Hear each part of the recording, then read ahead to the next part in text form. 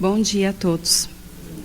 Para que possamos iniciar a palestra de hoje, por favor, fechem os olhos. Amado Senhor, nós agradecemos a oportunidade de estarmos todos reunidos em Seu nome. Agradecemos a acolhida e a recepção dos trabalhadores desta casa, encarnados e desencarnados. Os bons espíritos que emanam seus fluidos balsâmicos e salutares, os nossos protetores amáveis que nos induzem ao caminho do bem. Que neste momento eu possa trabalhar em nome do Senhor Jesus, amparada pelo mentor Erasmo Gurgel, e que tudo transcorra com paz e harmonia. Graças a Deus, graças a Jesus. A palestra de hoje tem como tema os 10 mandamentos. Será falado neste momento a primeira parte. E a segunda parte vocês poderão assistir de casa ou então vir até aqui no centro hoje à noite às 19 horas, que o outro palestrante realizará. Então, os 10 mandamentos, a segunda parte será falado hoje às 19 horas. Nós iniciamos com o livro O Sermão da Montanha, de Rodolfo Caligares. Ele nos informa que mandamentos são princípios éticos que foram transmitidos de Deus para os homens de todos os tempos, através de seus emissários chamados profetas. Estes mandamentos estão sintetizados no Decálogo.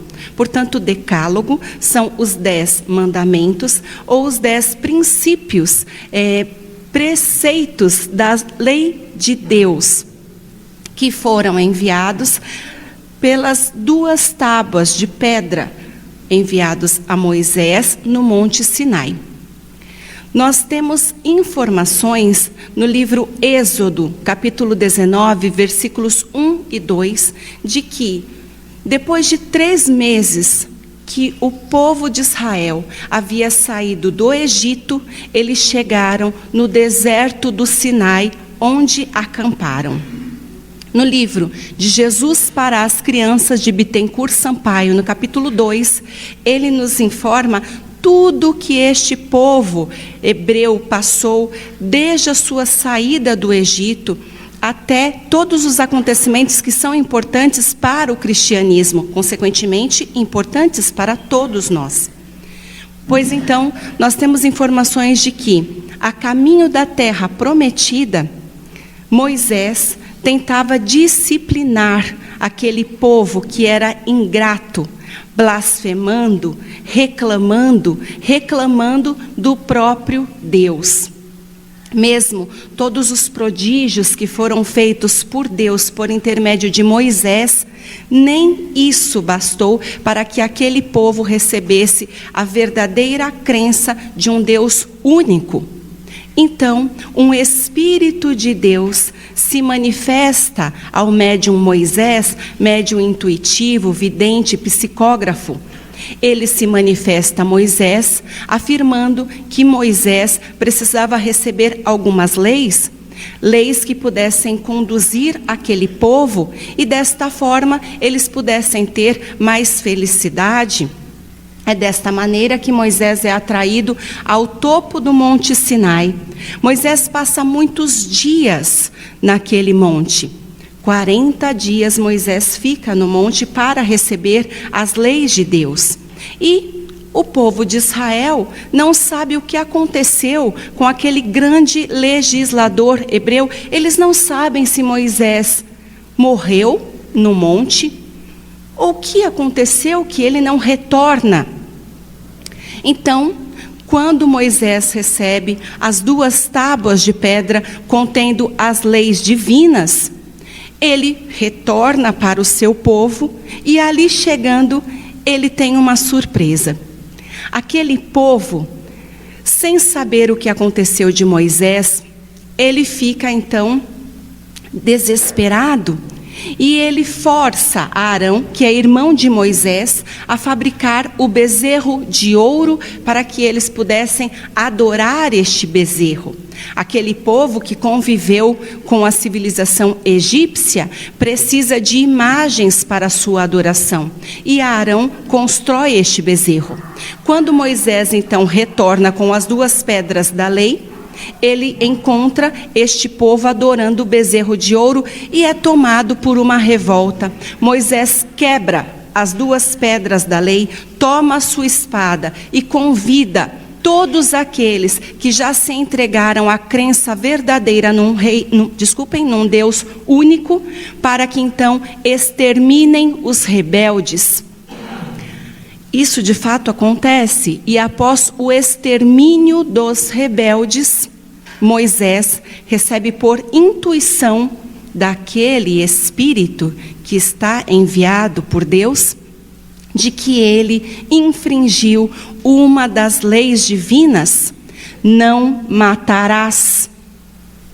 Moisés, sabendo que infringiu uma das leis importantíssimas, Moisés é tomado por uma consciência conturbada. Ele sabe que nada justificaria aquele pecado que foi cometido por ele. Então Moisés se desespera, pede perdão a Deus, pede também que Deus restitua as pedras com a lei, porque estão quebradas. Deus, compreendendo toda a situação e também analisando os fatos, porque aquele povo precisava das leis. Ele então diz, por intermédio deste Espírito superior, que Moisés deveria retornar para o topo do monte para receber novas pedras. E é isso que acontece. Moisés recebe novamente 2 pedras contendo as leis de Deus. Este é o 2º penhor sagrado que foi doado para formar a Arca da Aliança. Nós temos informações no livro Dramas da Obsessão, de Ivone Pereira, no capítulo 2, de que foi Jeová, Espírito superior, protetor da raça hebraica. Foi ele quem entrou em contato com Moisés. Foi ele quem concedeu estes 10 mandamentos para Moisés. Tudo isso foi realizado, claro, sob as ordens do próprio Deus, mas foi um espírito superior que manteve contato direto com Moisés. Porém, os antigos povos de Israel acreditavam que estas manifestações foram realizadas pelo próprio Deus. No livro O Consolador, Emmanuel, na questão 271, afirma para nós que este grande legislador hebreu, Moisés, ele traz a base da lei divina e imutável, mas não trouxe toda a lei definitiva, porque os homens, eles recebem revelações divinas o tempo todo.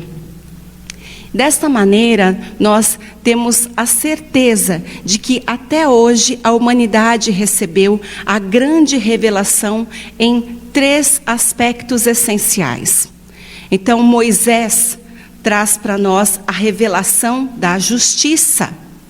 O Evangelho traz para nós a revelação insuperável do amor. E o Espiritismo traz para nós a revelação da verdade com seu aspecto de cristianismo redivivo. No meio destas 3 revelações, nós temos Jesus com o fundamento da luz e da sabedoria. Portanto, nós podemos encontrar os 10 mandamentos, o Decálogo, em Êxodo, capítulo 20, versículos de 2 a 17, e também em Deuteronômio, capítulo 5, versículos de 6 a 21. Os 10 mandamentos, eles podem ser divididos em 2 partes. Os mandamentos de amor a Deus, que vão de 1 a 4, e os mandamentos de amor ao próximo, que são os outros 6. Na reunião de hoje, nós falaremos sobre os mandamentos de amor a Deus. E como eu já havia mencionado, mais tarde, na palestra das 19 horas, nós receberemos informações dos mandamentos de amor ao próximo. Portanto, o primeiro mandamento: não terá outros deuses diante de ti. Foi importante sabermos de toda a origem dos 10 mandamentos, dos fatos históricos que envolviam esta entrega dos 10 mandamentos a Moisés, para compreendermos estes primeiros mandamentos. Nos lembraremos então que o povo de Israel estava sendo escravo no Egito. E os egípcios tinham a cultura politeísta. Eles acreditavam em muitos deuses, eles adoravam muitos deuses, inclusive com imagens de todos os tipos.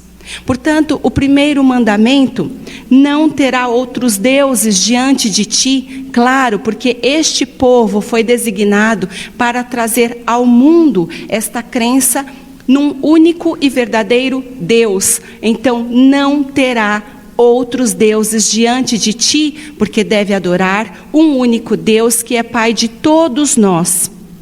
O segundo mandamento: não fará escultura, nem figura alguma, não se curvará, nem a servirá, porque eu, o Senhor teu Deus, puno a iniquidade dos pais nos filhos, na terceira e quarta gerações daqueles que me aborrecem, e uso de misericórdia em milhares de gerações aos que me amam e guardam meus mandamentos. Então, novamente, deixando bem claro que não deveriam adorar outros deuses, e por isso tudo o que transcorreu acerca do bezerro de ouro, porque Moisés já tinha conhecimento destas leis.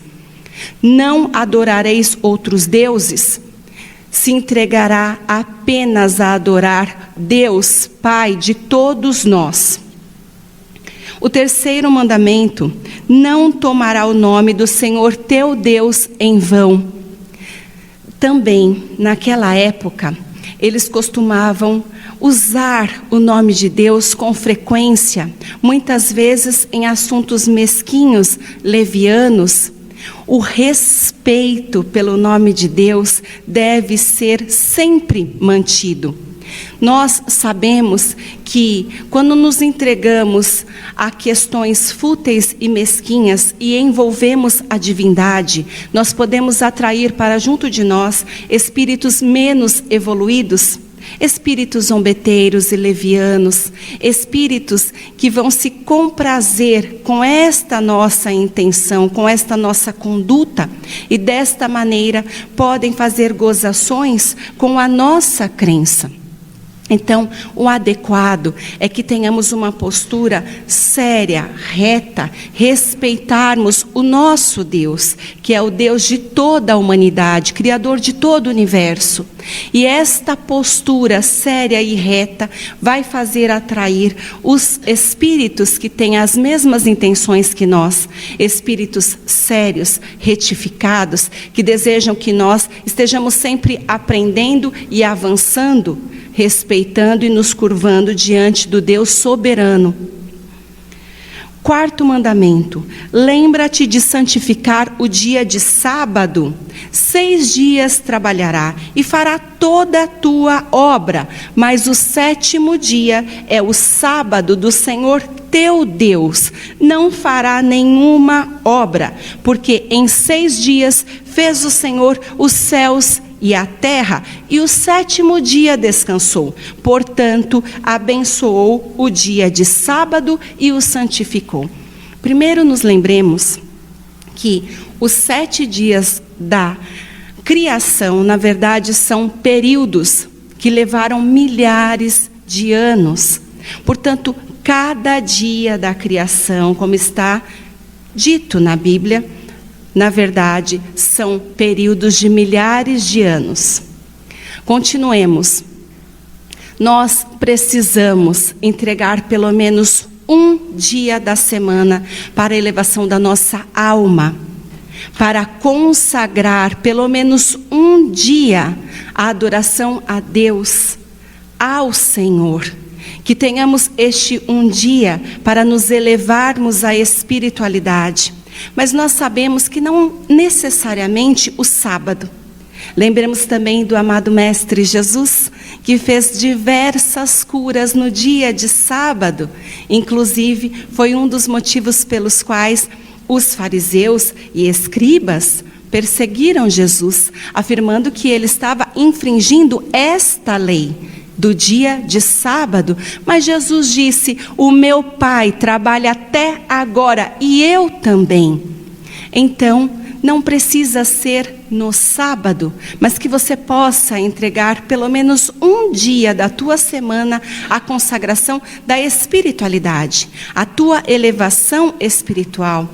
Naquele momento onde você pode escutar as palavras do Evangelho e trabalhar em prol do Senhor, de alguma forma fazer o bem, a caridade, estando ligado aos bons espíritos.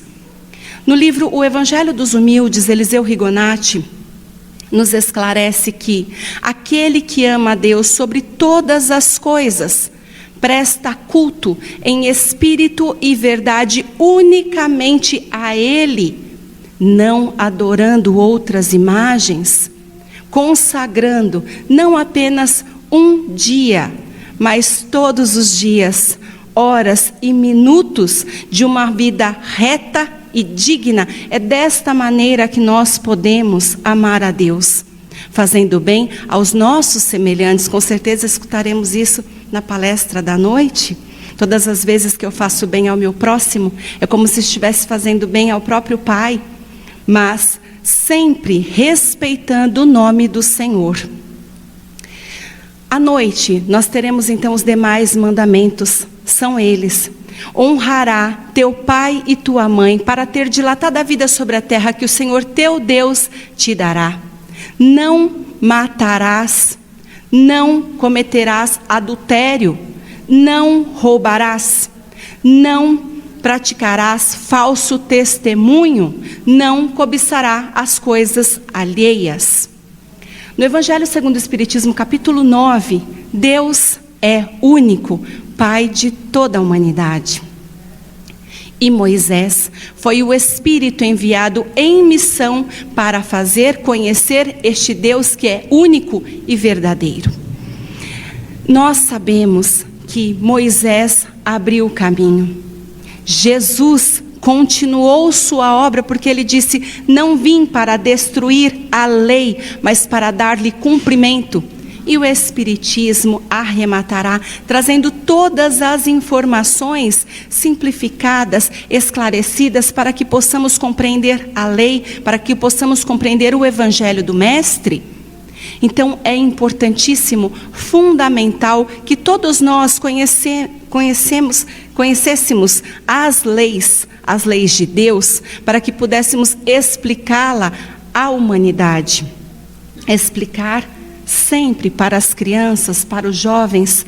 Todos nós devemos conhecer as leis de Deus para que possamos andar de forma retificada na terra e assim alcançarmos mais felicidade, porque desta forma nós saberemos como devemos agir uns com os outros, fazendo apenas o bem que desejamos para nós mesmos.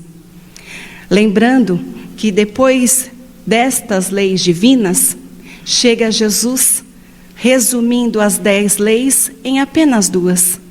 Amarás ao teu Deus de todo o teu coração, com todas as suas forças e entendimento, e ao próximo como a ti mesmo. Mais tarde, antes da sua partida no sermão do cenáculo, reunido com seus 11 discípulos, porque Judas já havia saído para o trair, Jesus traz um novo mandamento. Um novo mandamento vos dou, que vocês se amem uns aos outros, como eu vos amei. Assim todos saberão que são meus discípulos, se vocês se amarem. E assim nós trazemos a reflexão de hoje. Meus irmãos, quando nós estamos, mesmo em outras igrejas, eu venho de uma religião católica, toda a minha família é católica. E eu, médium, estou aqui na doutrina espírita com muito orgulho, aprendendo muitas coisas maravilhosas.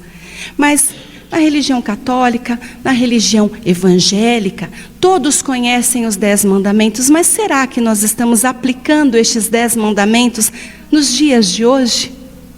Quantas vezes nos pegamos fazendo injúrias, difamações? Quantas vezes desrespeitamos os nossos pais? Quantas vezes nós não damos exemplos aos nossos filhos edificantes de como eles devem respeitar a Deus, Deus único? Será que nós ainda cultuamos imagens? Será que nós estamos adorando outros deuses, fazendo orações que não sejam enviadas, endereçadas a Deus Pai? Porque só Ele pode nos esclarecer, nos proteger, nos encaminhar ao bem. Será que nós estamos realmente seguindo estas leis que ao pé da letra poderia conduzir toda a humanidade a um caminho muito melhor de paz, harmonia e fraternidade? Se nós conseguirmos, ao invés dos 10, seguir apenas os 2 que Jesus nos enviou, nós estaremos sim caminhando rumo a Deus, certamente. Mas acredito que todos os dias devemos pensar se estamos realmente praticando o bem ao próximo e fazendo aquilo que Deus quer para cada um de nós.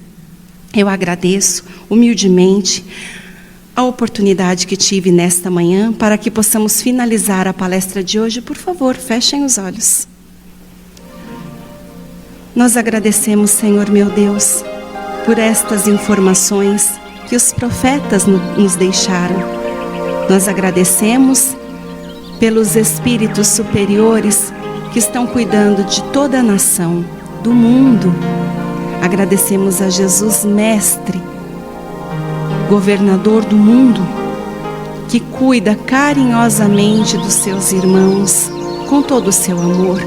Ó Pai, meu Pai maior, meu Pai amado, que possamos ter em mente estes mandamentos, passando para as futuras gerações, que todos possam te respeitar, te amar e adorar, consagrar a Ti a sua vida, entregando os seus nobres pensamentos, os seus atos edificantes, sabendo que o Senhor está conosco, nos olhando em tudo o que fazemos. Eu agradeço muito pelo auxílio que temos da espiritualidade, em especial ao mentor Erasmo, por mais este trabalho. Graças a Deus, graças a Jesus, que todos tenham uma semana muito abençoada, cheia de paz e muita saúde.